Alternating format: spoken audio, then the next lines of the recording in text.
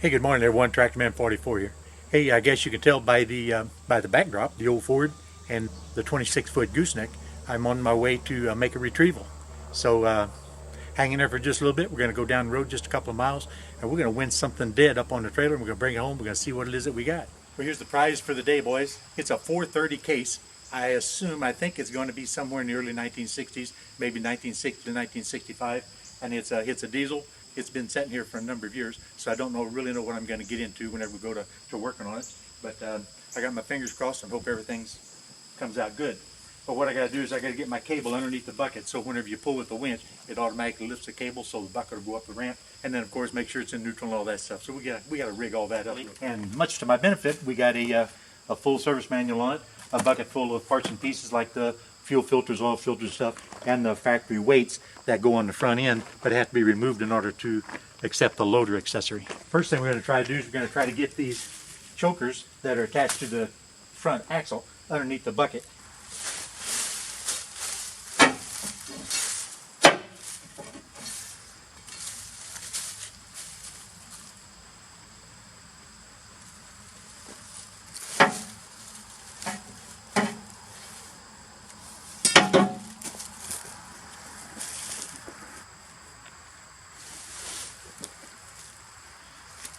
Remember, there's more than one way to skin a cat.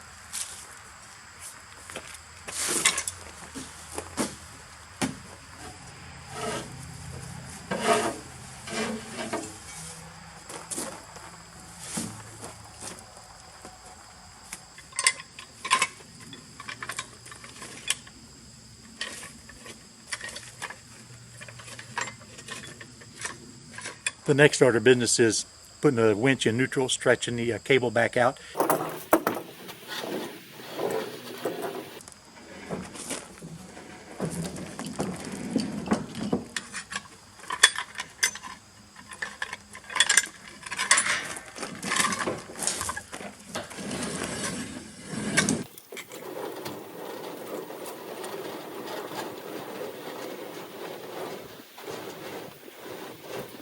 I'll make sure the tractor's in neutral.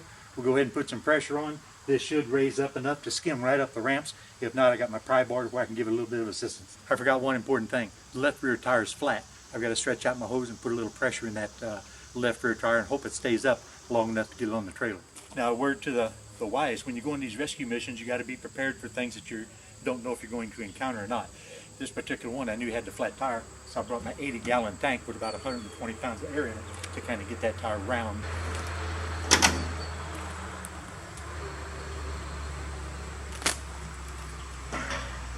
Hopefully my hose is long enough.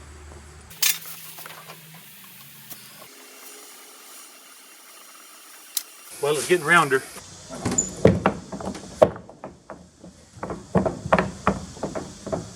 Now when that snatch block gets close enough to the back end of the trailer, it's going to jam into the back of the trailer, so just elevate it with that 4x4, and by the grace of God, if we're a little bit lucky, you'll slide right over the top.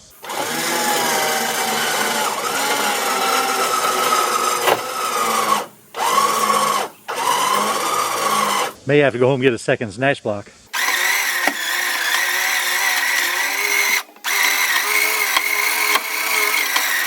have a pretty good sized snatch block in there. Oh, you do? I may have to, because it's going to be a little tough. Stupid question. Is it out of gear? Oh, yeah. Yeah, it's out of gear. That's the first thing oh, you'll see it on the video. You what? I've already been on your channel. Oh, no. What I got to do is got to shift those ramps a little bit because I'm crooked with the tractor, so it's going to want to pull to the side until we get up on the trailer deck or close to it anyway. And my buddy here had another snatch block handy, so we went ahead and stopped and rigged up a second snatch block to make it a little bit easier on my battery and on the winch. I guess I better put it back in gear.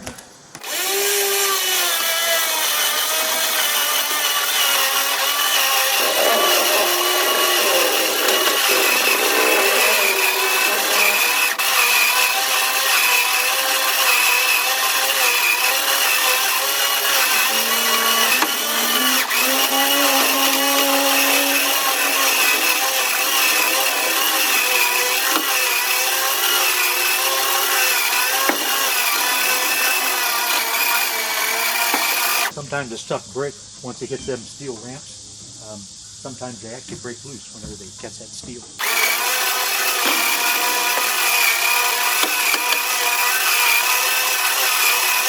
I usually let that rest every now and then to cool those relays.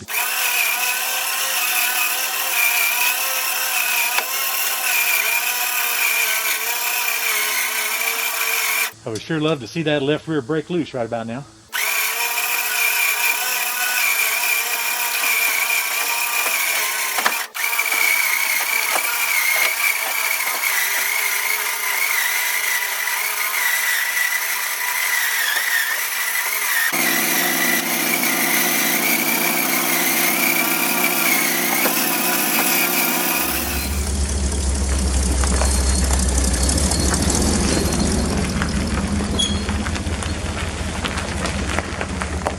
Well, guys, if you hung in there with me, to get this guy loaded and brought home, thank you for joining in. It was kind of a fun exercise, wasn't it? Really am glad to get this here. Now I got everything unbound, and so when I get a little spot cleared out up nearer to the shed, get a couple tractors moved out, I'm going to go ahead and move this guy up here, and we're going to dig into it and see if we can make it go. It's been a long time setting, but I think it's going to turn into a pretty nice old tractor. It should be the 188 four-cylinder diesel is what it should be. Like I said before, if you stayed here for the whole trip, I appreciate it. It really wasn't that far away from home, and it was really a quick retrieval.